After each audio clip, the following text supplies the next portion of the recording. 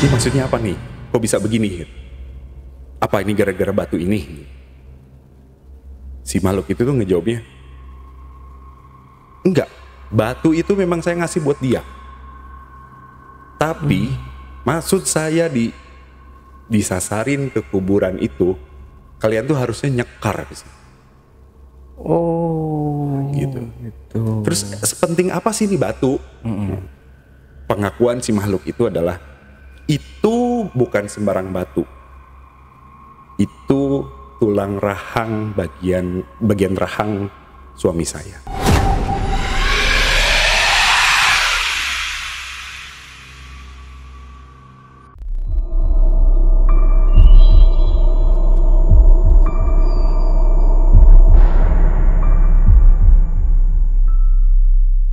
Assalamualaikum warahmatullahi wabarakatuh. Jumpa lagi dengan saya, Ale, host Jejak Backpacker. Dalam obrolan misteri Jejak Backpacker kali ini, saya menghadirkan seorang narasumber yang pernah mengalami kejadian mistis di Gunung Ciremai beberapa tahun lalu. Tapi sebelum narasumber menceritakan pengalaman mistis yang pernah dialaminya, jangan lupa untuk selalu support channel Jejak Backpacker. Subscribe, like, komen, dan share sebanyak-banyaknya video-video YouTube Jejak Backpacker. Dan buat teman-teman yang punya pengalaman menarik, yang mau ceritanya diangkat di channel YouTube Jejak Backpacker, kirim cerita menarik kalian ke nomor WhatsApp di 0852 1234 5683. Dan saya ucapkan terima kasih juga buat teman-teman yang sudah mensupport dan mendukung channel Jejak Backpacker hingga sampai di titik sekarang ini. Assalamualaikum. Waalaikumsalam. Bang Arif. Halo. Salaman dulu. Wah, Baik. kenceng salamannya nih. Beda, biasanya orang udah dingin, ini semangat gitu ya. Oke Bang Arif, terima kasih Bang Arif udah Sama-sama. mengunjungi dan bersilaturahmi di studio atau base camp Jejak Backpacker. Wah, jadi Bang Arif ini dari Kuningan Bang ya. Dari Kuningan Jawa Ya. Barat. Oke, nah di sini kita minta Bang Arif itu buat cerita pengalaman horornya waktu pendakian di Gunung Ciremai. Betul. Oke, Bang Arif bisa diceritakan sedikit aja dulu kisi-kisinya Bang. Oke. Kisi-kisinya singkatnya sih gini. Ada pendaki, sekelompok mahasiswa dari Kalimantan datang minta izin dan minta diantarkan ke Ciremai. Pulang dari sana ada makhluk goib yang ikut sampai ke Kalimantan. Oh, ngikutin. Ikut. Oke, disimpan dulu ceritanya Bang. Tapi sebelum Bang Arif menceritakan pengalaman mistisnya lebih lanjut lagi, saksikan setelah OMG yang satu ini.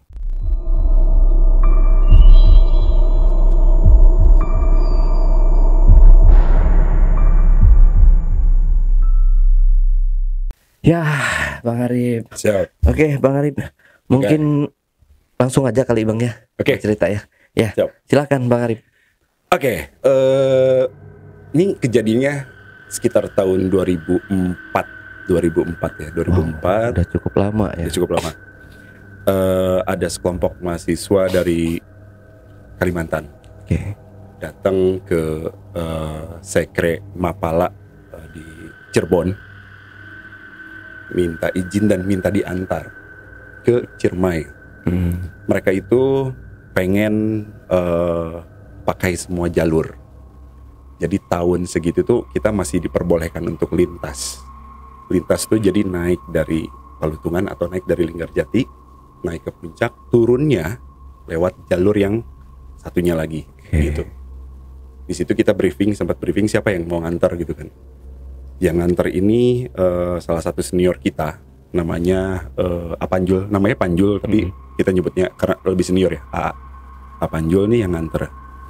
Istilahnya nih Apanjul tuh kalau ke Ciremai sambil ditutup matanya itu udah nyampe, istilahnya begitu. Saking iya, hatamnya ya. saking hatamnya Iya. benar. Singkat cerita nih, mereka diantar lewat jalur Linggarjati. Bagi teman-teman yang tahu jalur Linggarjati itu kan menuju ke puncak di Pangasinan itu kan jalurnya terjal ya. Ada salah satu dari mahasiswa tersebut, namanya Felix. Felix nih lagi nunduk jalan, nemu batu segede korek gitu, warnanya krem. Dipikir ini batu oke nih, dikantongin. Dikantongin, terus dia nyampe puncak. Akhirnya dia turun lewat jalur Palutungan, dan tiba-tiba nih langkahnya si Apanjul ini terhenti dan nungguin si anak-anak Kalimantan itu nyampe lagi ke dia di posisi dia. Terus dia memutuskan putar balik. Loh, kenapa mas? Putar balik aja. Emang kenapa? Kita nyasar. Dan ternyata yang dilihat si Apanjul itu di depan tuh ternyata ada komplek pemakaman di Gunung Ciremai. Dan ada gerbangnya gitu lah. Putar balik, mereka jalan lagi, nyampe ke base camp Palutungan, gak ada masalah. Nyampe ke Cirebon juga gak ada masalah. Terus akhirnya mereka pamit pulang. Setelah pamit pulang, beberapa hari kemudian, senior kita salah satunya lagi, namanya ada Agogon, dikontak lah sama si Felix. Dikontak bahwa boleh minta tolong apa enggak. Kita lagi pada ngumpul, lagi pada kata Kerawak waktu itu. Minta tolong apa? Diceritakan lah sama Felix itu bahwa sepulang dari Jawa ke Kalimantan, dia beres-beres dan dia keluarkan tuh batu yang segede korek warnanya krem itu di meja belajar disimpan. Teman-temannya pada datang, pada nanyain oleh-oleh gitu. Oleh-oleh dong, oleh-oleh dari Jawa nih. Enggak boleh oleh. Nggak boleh, masa nggak boleh oleh? Bener, enggak, belangkon. Loh, Kuningan nggak ada belangkon gitu. Belangkon tuh Jawa Tengah sana. Terus nggak, sama sekali nggak bawa. Oh, ada tuh, gue nemu batu di gunung, bagus batunya katanya. Di mana? Itu di meja belajar. Dicari lah sama temannya Felix itu, ketemu batunya. Pas begitu dipegang, langsung kesurupan jadi macan. Oh, temennya itu Kesurupan jadi macan, udah disembuhin segala macam juga nggak sembuh-sembuh. Felix nih keturunan Dayak asli. Bapaknya pun setahu saya tuh kayak pemangkunya lah di sana gitu. Sampai manggil yang ngerti dari Dayak gitu. Datangkan ke kamarnya buat nyembuhin temannya itu. Ternyata menurut beliau itu ada 2 sosok lagi yang nungguin katanya. Siapa nih? Singkat cerita tuh kayak dipakai mediator gitu ya, dimasukin gitu. Dimasukin, ternyata yang masuk tuh cewek.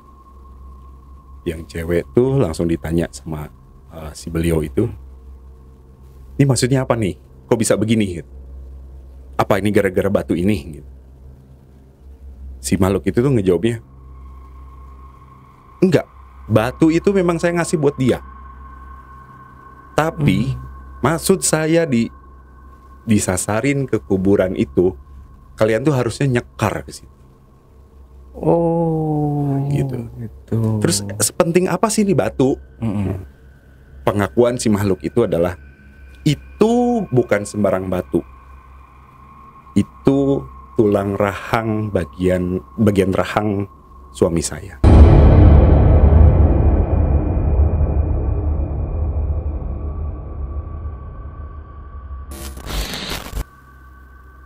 Bilangnya gitu.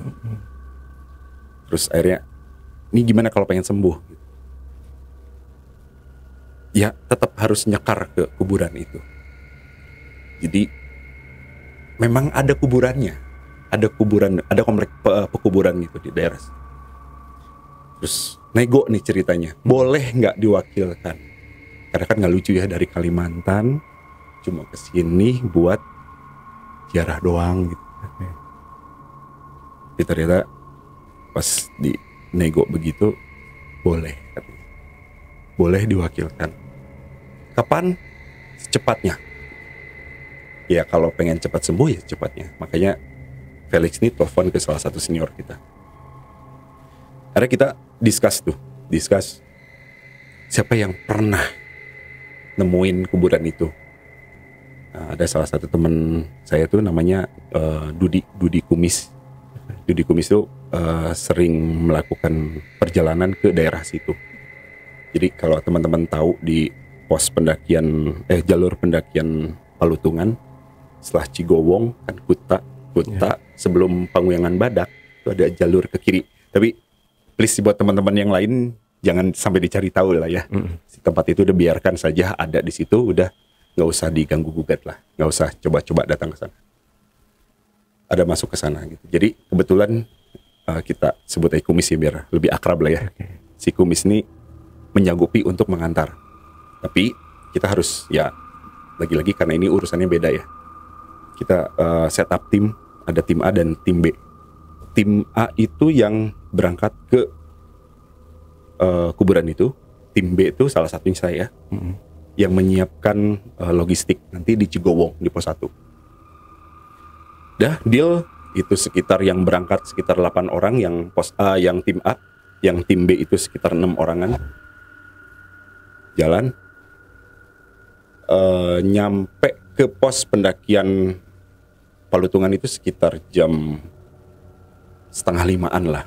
4:30 kita nyampe. Karena tahun segitu pos pendakian jarang ada yang jaga ya, udah kosong gitu kan. Terus area ya udahlah, yang penting ntar kita pulangnya aja laporan. Ya udah jalan nyampe ke Cigowong itu kira-kira pas azan maghrib.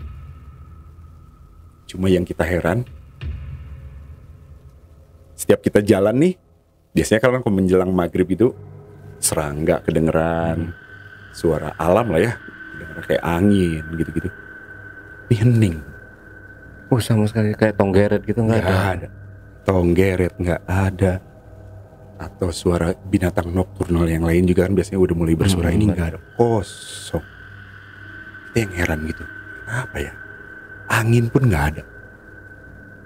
Memang sih di tahun segitu tuh yang namanya pendakian kan masih jarang banget ya Bang ya. Iya benar. Justru kalau kita papasan sama pendaki lain, nih heran nih, ini orang mau bukan ya gitu. Nah, itu emang kosong banget. Jalan terus, akhirnya nyampe ke Cigowong, suasana udah tegang gitu. Yang tim A sempat istirahat dulu, terus kita juga belum prepare buat masak, baru istirahat juga. Terus akhirnya sekitar jam 7-an habis sholat isya, tim A ini berangkat. Tim A berangkat dan tim B, saya, itu baru prepare masak. Kita logistik kita keluarin semua. Versi saya dulu, saya cerita ya. Di tim B ini pas lagi prepare,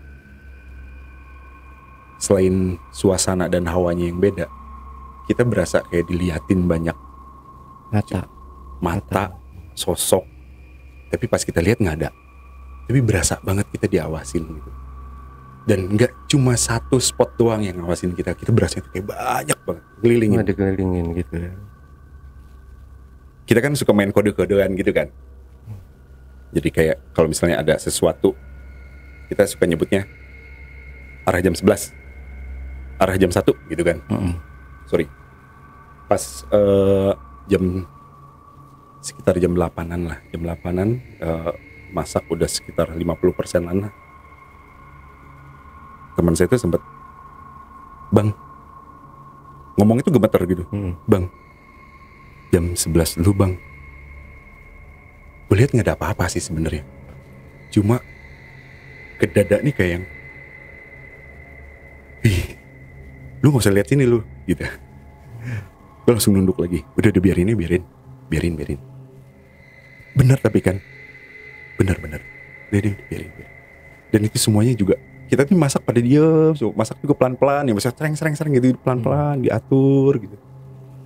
Ya, cerita si tim A nih ceritanya. Di lead sama si Kumis ini. Pas pas di simpang 3 itu mau kanan ke Pamuyangan Badak, itu ada satu jalur setapak yang udah ketutup sama si ilalang-ilalang gitu, berkabut. Tapi kabutnya tuh cuma semata kaki dan ngarahin ke jalur. Persis di film horor. Si jalurnya tuh ada kabutnya gitu. Jalan, terus akhirnya mereka jalan, ketemu si gapura itu dan di dalamnya ada kuburan. Dan konon sih ceritanya kuburan itu murid-muridnya Nyi Pelet. Jadi kalau Bang pernah tahu Nyi Pelet, tahu ya. itu adanya di Ciremai. Dan itu murid-muridnya yang betapa atau apalah gitu, meninggal akhirnya kuburin di situ. Gitu. Nah di jam 9 kira-kira mereka udah bersih-bersih, udah ziarah. Mereka pulang nih, turun ke pos Cigowong, ketemu kita. Terus mereka makan, kita juga makan bareng. Terus kita nanya ke salah satu senior juga, ada namanya Ajek. Ajek, kita ngecamp apa turun nih? Kalau ngecamp hayu, karena kondisinya ngelihat tim aneh kayak capek banget. Tapi si Ajek nih langsung mutusin pulang. Pulang ya, pulang aja. Kenapa? Kurang enak suasananya. Udah ngerasa. Ya udah, turun ya, packing dulu ya, boleh. Berapa lama? 20 menit lah. Oke, 20 menit packing. Packing udah selesai, turun. Kira-kira nyampe ke pos Palutungan lagi tuh sekitar jam 1:30 pagi. Dan ada satu rumah teman kita juga namanya Elang. Elang nih rumahnya suka dijadiin tempat istirahat kita kalau turun gunung kecapean, ikutan tidur gitu di situ. Okay. Diketok lah rumahnya Elang.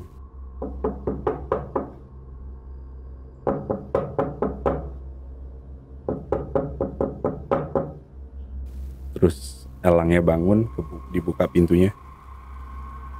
Loh, abis dari mana gitu kan? Abis dari atas atau mau ke atas? Abis dari atas. Tambah heran lagi. Ngapain? Mau cerita nih gitu. Kenapa? Karena abis ngapain? Ceritain lah gitu, gini. Sampai Kalimantan, terus sampai akhirnya kita bersihin segala macam.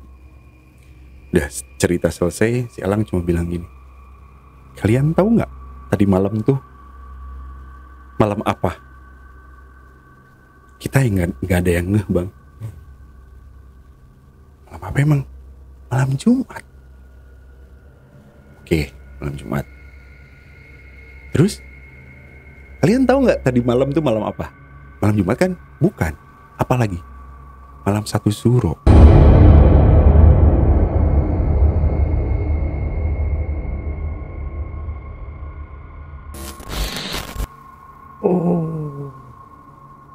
Dan kita tuh nggak tahu secara timingnya kok bisa diatur. Sampai malam 1 Suro tuh kita harus bersihin. Ya, nggak tahu juga ya. Kenapa bisa begitu. Terus Elang tuh menambahkan, kalau malam 1 Suro itu warga sekitar nih boro-boro mau naik ke Ciremai, ke ladang pun yang deket gerbang rimbanya, ada yang berani. Karena ya banyak hal lah gitu. Oke, Bang. Tapi ini makam yang ada itu tuh hanya dilihat sama orang biasa aja apa sama mata batin gitu? Emang benar-benar ada makamnya? Makamnya ada. Oh, ada. Ada. Jadi tuh kira-kira kalau sekarang tuh di ketinggian berapa? Itu sejajar dengan Pamuyangan Badak, berarti sekitar hampir 2000-an lah ya. 2000-an. Oh, tapi kalau sekarang ini bukan di jalur pendakian ya? Bukan, memang itu bukan jalur pendakian. Oh.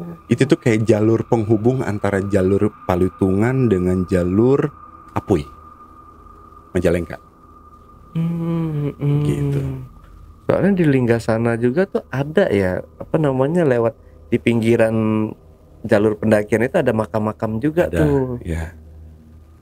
Makanya sebenarnya jalur Linggasana tuh dulu malah bahkan nggak banyak orang tahu itu emang jalur khusus zaman dulu. Iya, iya, iya. Nah, terus kayak setelah itu si Felix sama orang-orang teman-teman Kalimantan itu masih sering main nih. Nah gini, ceritanya si Felix ini setelah kejadian kita turun dari Pelutungan dulu gitu kan, turun dari Pelutungan terus akhirnya coba kontak Felix itu sekitar jam 2:30 pagi, dikontak, ditelepon lama, terus baru dia ngangkat. Ya bang, kenapa bang? Gimana bang? Sehat bang, sembuh. Makasih ya bang, katanya makasih. Kira-kira tadi jam berapa ya sembuhnya gitu? Ya kalau diestimasikan itu waktu Indonesia Barat tuh jam 9 malam. Berarti itu artinya si tim A tuh baru kelar banget jam 9 tuh, kelar ziarah, kelar ngebersihin dan pulang ke Cigowong. Jadi begitu kelar di sana juga sembuh. Oh, langsung ya. Nah setelah itu entah kenapa nih si Felix, jujur sampai detik ini saya lost contact sama Felix. Oke. Felix ini tiba-tiba setelah kejadian itu tuh telepon biasa gitu ya. Telepon, bang, saya dapat pesan dari bapak. Bapaknya kan pemangku adat Dayak gitu. Kenapa? Mandaunya mau dikasihin ke abang nih. Saya bingung. Padahal dari yang dia datang kita yang ngobrol seadanya gitu kan. Nganter waktu pendakian pun saya nggak nganter gitu ya. Tapi tiba-tiba mau ngasih mandau nih, ada apa? Gak tahu bang, bapak saya tuh pengennya nganter ngasih ke abang. Saya tahu mandau itu kan senjatanya Dayak, cuma pikir kalau boleh yang lain boleh nggak gitu, kalau boleh gitu. Kalau milih boleh nggak? Kayaknya harus itu bang. Enggak, boleh nggak yang lain? Saya takut bang. Iya. Ayo udah, kalau abang nggak berkenan, nanti saya buatin satu tameng aja yang kecil buat abang. Boleh kalau itu boleh. Sampai sekarang tamengnya ada. Saya pajang di toko juga. Nah setelah itu ada beberapa kali komunikasi. Terus ada juga anak-anak Kalimantan yang kesini juga, ke Ciremai juga buat diantar, dan ada cerita lagi bang di situ. Ini kalau itu 2004, nih 2005-nya bang. Oke, setelah ini balik lagi gitu. Balik lagi tapi bukan tim yang kemarin. Jadi kayak anak baru lah gitu, anak generasi baru yang berangkat ke Jawa gitu. Mereka sama lintas juga. Lintas diantar sama si Kumis itu, teman yang waktu nemuin itu. Kumis, terus ada Agit, ada Gocir, anak-anak sininya gitu ya. Diantar sama si Ranting juga ada. Itu tepatnya 2005 17 Agustus. Waktu itu saya kebetulan dapat tugas buat jaga jalur pendakian lah. Jalur pendakiannya di Palutungan. Biasa kan sebelum itu tanggal 15 Agustus kita dikumpulin, di absen kan. Habis di absen ditanya, yang mau ngisi di pos Cigowong siapa gitu kan. Pada angkat tangan gitu. Saya dicatat. Kuta di skip ya karena terlalu dekat dari Cigowong. Pengoyangan Badak, pada angkat tangan semua. Pas disebutin Arban, siapa? Nggak ada yang angkat tangan bang, pada diem semua. Mungkin beberapa pendaki tahu lah ya, nyampe ke Arban tuh ada satu plang gede, dilarang bicara sembarangan. Ya. Gede banget. Itu nggak ada yang angkat tangan, pada diem semua. Ya udah, di skip dulu katanya. Tanyakan Asoy siapa? Angkat tangan lagi, siapa? Terus sampai ke puncak siapa? Udah. Terakhirnya siapa yang belum kebagian? Salah satunya saya. Oke, yang belum kebagian berarti di Arban ya. Ya udah, Bismillah lah ya berangkat.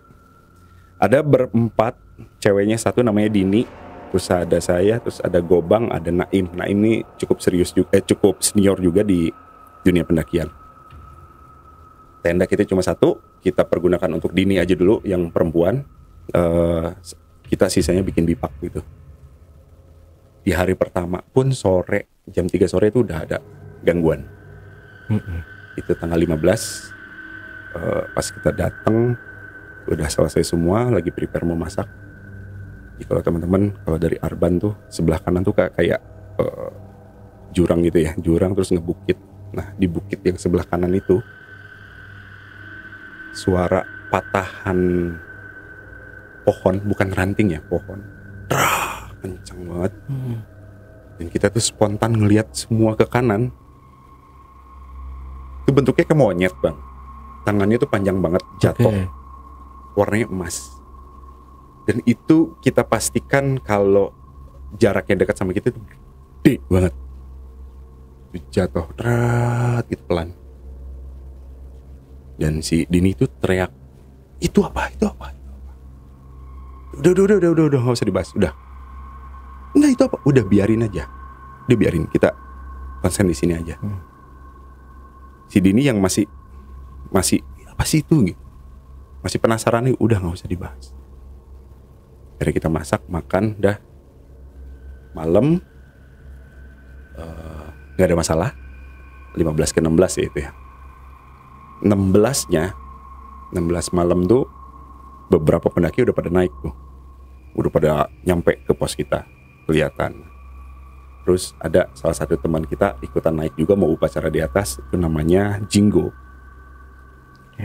Si Jinggo nih nyampe ke pos kita, kebetulan yang masih melek cuma saya sendiri. Akhirnya ngobrol, ngopi dulu. Pas lagi ngobrol, tiba-tiba bau menyan. Kita ya nge-manage pikiran lah ya. Ini jangan-jangan ada yang iseng gitu, pendaki kan musim pendaki. Ada yang iseng bakar menyan gitu kan. Cari yuk. Maksudnya mau saya iseng lah di sini gitu. Dicari karena anginnya itu datangnya dari atas, kita carinya ke atas sampai ke tengah-tengah antara Arban ke Tanjakan Asoy, nggak ada orang. Balik lagi, itu saya sama Jinggo yang tadinya mau ikutan istirahat doang, jadinya ikutan turun lagi ke Arban, masih bau juga. Terus kita susur ke bawahnya, nggak ada juga, dan kita baru ngeh, kayaknya bukan orang. Balik lagi, duduk lagi di situ. Terus Jinggo memutuskan buat jalan lagi ke puncak. Ya, mereka jalan. Tanggal 17-nya ada teman saya namanya Oju. Oju nih datang ke pos saya. Terus dia nanya, "Wah, di sini," katanya. Waktu itu saya pikir, Bang, karena itu tanggal 17 sore, saya pulang kan, nunggu pendaki terakhir turun, nunggu si yang pos di Tanjakan Asoy juga turun juga, berarti kan pendakian udah clear gitu kan. Saya pikir ya udah, saya mau turun ini. Karena saya punya pikiran gitu, saya sompral lah Bang. Ketika si Oju ngomong, di sini. Iya, emang kenapa? Wah, berani ya gitu. Sompral saya keluar. Kenapa? Takut setan. Setan yang takut gua.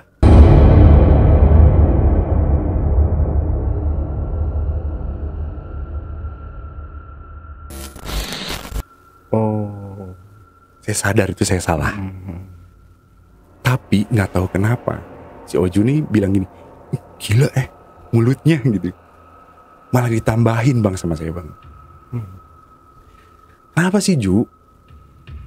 Kalau maghrib tuh ibunya Jin manggilin anak-anaknya, masuk. Nah ada Arif, ntar kesurupan Arif. Saya tambahin gitu. Saya juga nggak tahu. Nggak tahu. Malah saya sendiri sadar itu omongan yang salah. Yang pertama, yang kedua kenapa saya tambahin lagi? Saya udah astagfirullahaladzim, ini nggak benar nih.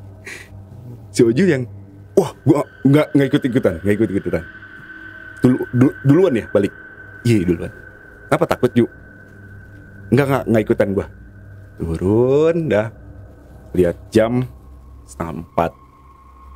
Masih rame yang turun nih. Nah, datanglah si rombongan Kalimantan yang diantar sama teman gue.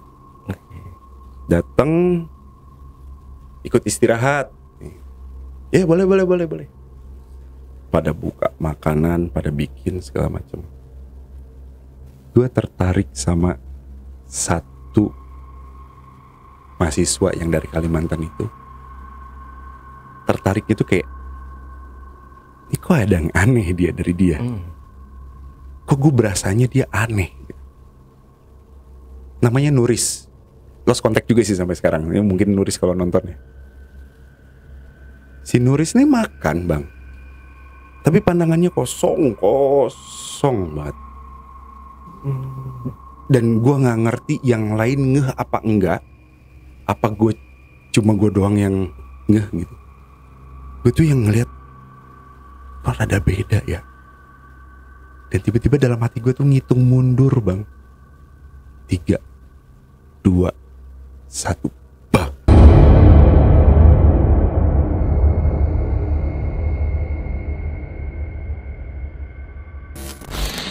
Pingsan. Panik semua. Oh panik. Kenapa? Periksa. Makan kali. Enggak, tadi dimakan tapi emang dikit sih. Waduh, diusap-usap sama teman-teman yang ceweknya gitu, diusap-usap. Nggak bangun-bangun juga. Udah coba dikasih emergency blanket lah segala macam gitu dikasih. Terus akhirnya dikasih yang anget-anget gitu badannya segala macam. Takutnya kan hipo atau kecapean atau apapun. Dia cuma ngeraung. Wah gitu. Waduh, gue bilang. Dari mulai situ gue mulai ngerasa bersalah sih bang. Waduh, gua nih. Setelah itu teman-teman lu pada bagi posisi gitu ya. Ini udah mau siap-siap ngecamp di situ. Terus gue bilang ke si Gocir, waktu itu Gocir leadnya kan. Cir, mau ngapain? Udah ngecamp di sini aja. Orang yang pertama dan yang paling lantang ngelarang ngecamp di situ adalah saya. Bukan apa-apa bang, gue udah sompral nih bang. Bilang, enggak Cir, turun. Lah turun gimana, orang sakit turun? Nggak bisa lah, turun. Kenapa? Turun. Yaudah gini aja. Ini anak-anak semua capek. Kalau lu kekeh harus turun, lu yang gendong. Gue langsung putusin, ya gue yang gendong. Jadi gue gendong Nuris. Depan carrier-nya gue, carrier-nya Nuris dipakai sama temen gue. Targetnya adalah gue harus keluar dari Arban. Udah itu aja, karena gue udah ngerasa sompral, itu aja. Keluar dari Arban, terus nyampe Panggungan Badak. Fisik gue juga terbatas, akhirnya gue turunin Nuris. Udah, kalau mau ngecamp sini. Kenapa sih? Gocir nanya. Udah. Gocir ini salah satu teman saya bang, yang gak mau ngecamp atau pergi ke alam gitu bareng gue, gak mau. Karena dia ngerasa kalau tiap ke hutan bareng gue tuh pasti nemuin sesuatu lah, kalau nggak pasti ngalamin sesuatu atau kejanggalan gitu ya. Okay. Gitu. Ya terlepas dari gue yang sompral tadi ya, gue juga nggak ngerti kenapa si Gocir ini selalu cari alasan gitu, nggak biar nggak bareng sama gue. Pas nyampe ke Panggungan Badak pun akhirnya ngecamp, Gocir pun memutuskan untuk ngambil air ke Cigowong. Nggak mau ada barengan tuh, nggak mau. Ngambil air ke Cigowong sama si Ranting. Kita buka tenda, terus si Nuris juga udah agak baikan, tapi udahlah istirahat aja dulu. Malamnya nih kita masih pada melek, ada 6 orang di situ. Kita bikin perapian. Tadinya masih ngobrol-ngobrol, ketawa-ketawa. Oke. Di pojok sebelah kanan yang arah jalur naik, ada suara tuh, suara burung. Tapi di belakangnya tuh ada mengeram kayak macan. Jadi kalau gua ilustrasikan tuh kayak jak jak jak jak. Dan itu ngegetar itu sampai ke dada, Bang. Dan yang denger nggak cuma gue doang, 6-6-nya denger. Kita nih yang tengok-tengokan doang. Apa nih? Anak kucing kali, anak kucing. Anak kucing tuh anak macan. Kita perhaluskan. Anak kucing, anak kucing. Terus suara itu gak cuma sekali, terus bersuara sampai ada satu momen yang kayak sayap dikepakin ke daun-daun kering tuh, bra bra bra der, terbang ngelilingin si Panguyangan Badak. Dan itu tuh nabrakin ranting daun yang di atas, pohonnya gede-gede dulu ya, ngelilingin gitu. Dan itu si ranting dan daunnya itu pada jatuh. Dan kita nggak ada yang berani ngelihat itu apa. Pada nunduk semua. Dan sambil ngelilingin itu sambil bersuara seperti tadi. Oh, suara burung dulu diikutin suara auman gitu. Iya, ngegerem gitu. Terus bunyi terus gitu. Muter terus. Kita nggak ada yang berani berdiri atau nengok, nggak ada, Bang. Semuanya diam. Dan ada di satu pojokan, dia diam di situ, suaranya ada di situ ya. Saya pakai topi pet, saya beranikan diri buat ngeliat. Gue dilihat, ditengok.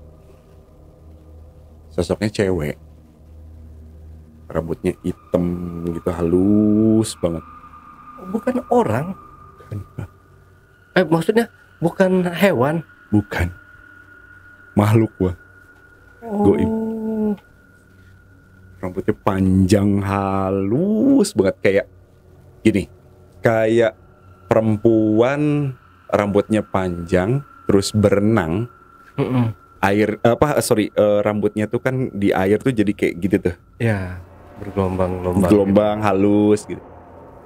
Persis begitu. Mukanya nggak jelas sih, Bang. Mukanya nggak jelas. Cuma gue langsung istighfar, langsung nunduk. Astagfirullahaladzim. Nah, teman-teman gue pada, apaan bang? Ya lihat aja sendiri. Enggak, apaan sih bang? Lihat sendiri, gue malas gitu. Teman-teman gue tuh gak ada yang berani ngelihat juga, pada nunduk semua. Malah kita rebutan golok, rebutan senter segala macem. Apaan bang? Udah biarin. Itu masih muterin terus. 1 jam bang kita puterin. Oh, dia di atas itu di ya? Atas terus. Pindah gitu. Kalau nggak dia muter terus, kalau nggak diam di sini. Di salah satu pojok itu, terus dimuter lagi, diam di sebelah mana gitu. Terus ada satu momen yang tiba-tiba si sosok itu tuh ke tengah-tengah si Panguyangan Badak tapi di atas. Sambil bersuara seperti yang di awal, tapi dia kayak terbang terus ke atas sampai hilangnya suaranya. Dari situ udah, kita masuk tenda, kita matiin si perapian, kita rapihin lagi. Dirapihin, kita masuk ke dalam tenda masing-masing. Tahun segitu ya, cuaca masih bisa kita prediksikan. Agustus tuh udah pasti kemarau. Kalaupun ada hujan tuh bukan hujan yang gede banget, itu lebih ke kayak embun hujan gitu ya, kabut. Hujan kabut gitu. Setelah kita masuk 5 menit kemudian hujan gede bang, gede banget, nggak normal. Jadi hujan gede, terus akhirnya berapa menit kemudian si ranting yang lagi sama si Gocir ngambil air ke Cigowong, si rantingnya doang yang nyampe. manggil nama saya kan. Saya bilang, apa? Ada yang sakit di bawah, suruh turun, ngapain gitu. Di bawah tuh di Cigowong ada medis segala macem. Enggak, kata Gocir disuruh naik. Aduh, ngapain sih, udah suruh turun aja. Terus akhirnya salah satu dari anak Kalimantan itu namanya F. Si F ini keluar. Kenapa bang? Ada yang sakit, kata si Ranti. Ya udah sama saya yuk. Gue nggak enak dong bang, masa tamu yang mau ngefak gitu kan. Yaudah, gue aja. Gue keluar. Ternyata si F juga, udah bang gue temenin. Yaudah yuk, kalau mau nemenin ayo. Turun lah ke bawah. Berapa menit? Ya hampir mau ke Kuta sebenarnya, ke pos Kuta. Ada tuh sekelompok orang gitu yang lagi sakitnya satu orang. Ya bagusnya ditemenin gitu sama teman-teman yang nggak ditinggalin. Coba gue pikir, udahlah turun. Cuma si Gocir, enggak, ini suruh bawa naik aja. Lo ngapain sih suruh naik? Suruh turun aja. Toh di bawah masih ada tenaga medis, ada orang-orang PMI juga gitu. Terus ada mobil standby buat evakuasi, ada motor juga ada di Cigowong. Bersikukuh. Terus akhirnya si Gocir ini nanya, emang ada apa di atas? Dia langsung curiga. Ya gue tutupin bang, nggak mungkin gue omongin di lokasi dan nggak mungkin juga sih, barangkali si orang-orang yang rombongan yang lagi sakit itu yang kita temuin tuh malah jadinya tambah ngedrop gitu kan. Tuh lagi hujan gede banget. Yang biasanya kalau kita lagi jalan di hutan tuh kan air tuh belum tentu nembus ke jalur gitu. Kalau aliran airnya iya, karena saking rapatnya vegetasi kan. Ini tuh tembus bang si air. Tembus ke muka segala macam. Emang gede banget hujannya. Akhirnya kita bawa ke atas. Ya untungnya sih udah nggak ada apa-apa. Sampai besok paginya kita periksa, Nuris juga udah sehat. Dia pulang. Intinya sih sehebat apapun, sebanyak jam terbang lu di gunung, ya jaga omongan, jaga hati sih, intinya gitu kali ya. Jangan sekate-kate lah istilahnya gitu. Berarti itu bisa jadi karena dari omongan Bang Arif tadi ya. Ya kali bang, setan bisa kesurupan Bang Arif kan keren ya. Oke. Nah, berarti nih kan kalau di Ciremai itu terkenal dengan Nyilinggi, satunya lagi Nyi Pelet kan. Ya. Apa nama mitos-mitos atau nggak tahu bener ya gitu ya. Tentang makhluk yang mendiami di Gunung Ciremai itu. Nah, ini yang terbang di atas itu apa? Saya belum pernah dengar nih. Yang terbang ke atas itu yang tadi ceritain, jujur gue juga nggak tahu bang. Itu apa ya? Itu sosok apa? Kalau disebutin kuntilanak, gue pernah lihat kuntilanak nggak gitu. Biasa aja gitu, kunti gitu. Jadi kok beda gitu, dan suaranya pun beda banget. Tapi selain ya kalau cerita ada Nyilinggi, ada Nyi Pelet, di kita nih familiar dengan namanya Bocah Setengah Dewa. Bocah Setengah Dewa. Ada lagi. Kita nyebutnya begitu. Karena beberapa warga Kuningan nih yang pernah ketemu, fisiknya tuh kayak anak SD, tapi badannya berlumut dan di dadanya tuh ada batunya. Batunya tuh ada empat warna juga, ada yang keluar, ada yang setengah masuk. Dan lebih ke ngebantu sih sebenarnya, ngebantu pendaki. Ada beberapa kasus juga yang jenazah nggak ditemuin, itu dapat arahan dari si Bocah Setengah Dewa ini. Oh berarti dia ini ya apa namanya, termasuk bukan makhluk pengganggu ya, penolong gitu. Tapi rata-rata memang di sana juga sih sebenarnya, kalau kita nggak yang aneh-aneh ya mereka juga nggak ganggu sih, seperti kayak Nyilinggi atau Nyi Pelet lah, apa kayak gitu ya. Benar. Karena perbuatan dari kita sendiri. Yes, setuju. Dan kenapa gue selalu setuju menceritakan yang seperti ini, Bang?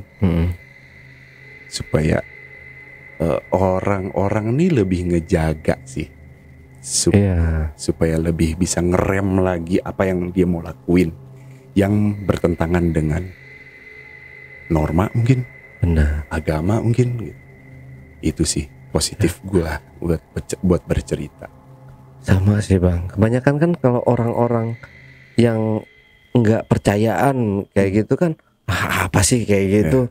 Nah, dia sembarangan lah ngomong gitu. Dia nggak ngelihat keadaan di sana. Kita sedang berada di mana gitu. Kadang-kadang mereka nggak mikir panjang gitu. Betul. Terlebih lagi kebanyakan memang dilakukan sama orang-orang kota gitu yang biasa sehari-harinya, mohon maaf, menggunakan kata-kata yang bercanda pun, ngomong biasa pun dengan kata-kata yang kasar. Betul, gitu. betul. Terus saat mereka naik gunung atau ke mana, ke bawah-bawah gitu kan. Ya gitulah. Kadang apa yang kita sebenarnya sadar itu tuh nggak boleh diomongin, tapi kayak kasus yang saya sadar itu nggak benar gitu, tapi kenapa ditambahin ya? Itu nggak sadar loh Bang, serius. Nggak sadar ngucapnya, tapi sadar perlakuannya gitu loh. Iya, kayaknya langsung kecetus gitu aja omongan itu ya. Ya mungkin ya, nggak tahu lah Bang. Oke, flashback lagi ke belakang ke yang anak Kalimantan tadi Bang, si Felix ya. Si Felix, temennya si Felix ini kan pada saat itu dia ngambil batu dan itu kesurupan. Dan selama itu juga waktu si Abang berserta tim A dan tim B ini kembali ke Pulau Jawa buat ziarah ya. Nggak kembali ke Jawa sih, sebenarnya teman-teman kita ada di Jawa. Oh, Felix itu telepon. Oh iya perwakilan tadi. Oke. Perwakilan ya yang mewakili buat ziarah ke sana gitu. Nah, selama itu juga kan itu berarti kan berapa hari ya? 2 hari atau berapa hari? 2 hari. Sehari. Enggak, itu sehari itu kondisinya kesurupan terus. Oh, jadi nggak sembuh-sembuh sebelum mereka pulang. Makanya pas kita pulang dari rumahnya Elang itu, kita ke kota Kuningan karena sinyal susah banget Bang. Zaman dulu tuh susah banget kan. Kita harus ke kota baru dapat sinyal, baru kita telepon. Telepon itu jam 2:30 pagi. Masih telepon, Felix bilang ya estimasi sekitar jam 9 malaman lah sembuhnya itu. Jadi Abang bisa kebayang dari kejadian dia megang sampai ke sembuh itu sekitar sehari lebih lah. Kesurupan terus. Habis tenaga ya. Sian sih. Kita ngebayangin kesurupan seharian. Jangan bayangin Bang. Dengan keadaan dia kayak nyakar kayak gitu ya. Nggak dikit itu Bang. Nggak ngerti. Oh, di spill namanya nih. Yang perempuan 2 itu yang nemenin si makhluk itu namanya yang satu. Nah, bentar, boleh nggak?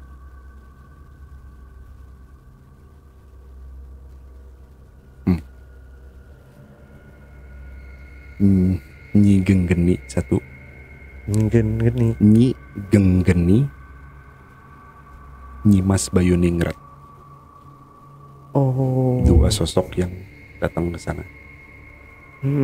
Ya, kalau ngelihat dari namanya memang dari Cirebon ya, ke daerah-daerah sana ya. Wawalam Bang. Iya. Ya, pokoknya ya kalaupun jin itu jin nama Jawa lah ya. Ya. Tapi ini mereka bisa nyebrang pulau. Ini yang keanehan.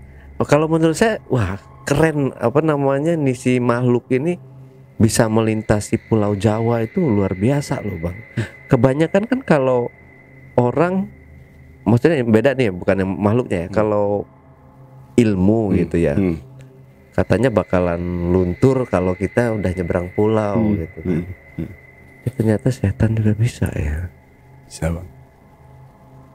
Oke, ada pepatah gini kan, pendaki orang Jawa kalau punya simpenan mau ndaki ke Sumatera, simpenannya harus disimpan, nggak boleh dibawa. Ya, gitu. Memang. Iya. Kayak gitu katanya. Iya. Karena nggak bakalan manjur. Iya. Malah terjadi sesuatu katanya. Betul. Gitu. Katanya ya itu juga Iya. saya. Ya. Saya Karena saya juga nggak punya simpenan. Iya. Apalagi saya murni. Ya. Pengalamannya. Ada lagi cerita bang? Banyak sih sebenarnya. Banyak ya bang. Mungkin nanti cerita lagi bang. Siap. Ya. Oke. Terakhir bang. Oke. Mungkin ada yang mau disampaikan ke teman-teman di rumah, pesan dan kesan mungkin bang. Pesan dan kesan, ya kita harus berbuat baik lah bang ya. Betul. Ke sesama makhluk ciptaan Tuhan. Ya kalau sesama manusia, iya kita harus saling menghargai, saling menghormati. Ke makhluk ciptaan lain juga, kayak ke hewan, tumbuhan, dan ke makhluk yang nggak terlihat juga, itu juga ciptaan Tuhan juga gitu. Ya intinya kita kemanapun pergi, kemanapun kita berada, jaga sikap, jaga tata krama, apa yang diperbolehkan atau yang tidak diperbolehkan, tolong hargai itu aja. Ya. Itu sih. Karena di sekitar kita juga kita selalu berhidup berdampingan dengan Betul. makhluk Yes. ciptaan Tuhan yang nggak bisa kelihatan sama kita juga. Betul. Pastinya. Oke bang. Nah Backpackers, itulah tadi obrolan misteri jejak backpacker bersama narasumber kita Bang Arif. Jangan lupa untuk selalu support channel Jejak Backpacker, subscribe, like, komen, dan share sebanyak-banyaknya video-video YouTube Jejak Backpacker. Dan buat teman-teman yang punya pengalaman menarik, yang mau ceritanya diangkat di channel YouTube Jejak Backpacker, kirim cerita menarik kalian ke nomor WhatsApp di 0852 1234 5683. Wassalamualaikum warahmatullahi wabarakatuh. Oke bang, terima kasih buat waktunya bang. Next cerita lagi pokoknya bang ya. Siap. Sampai jumpa.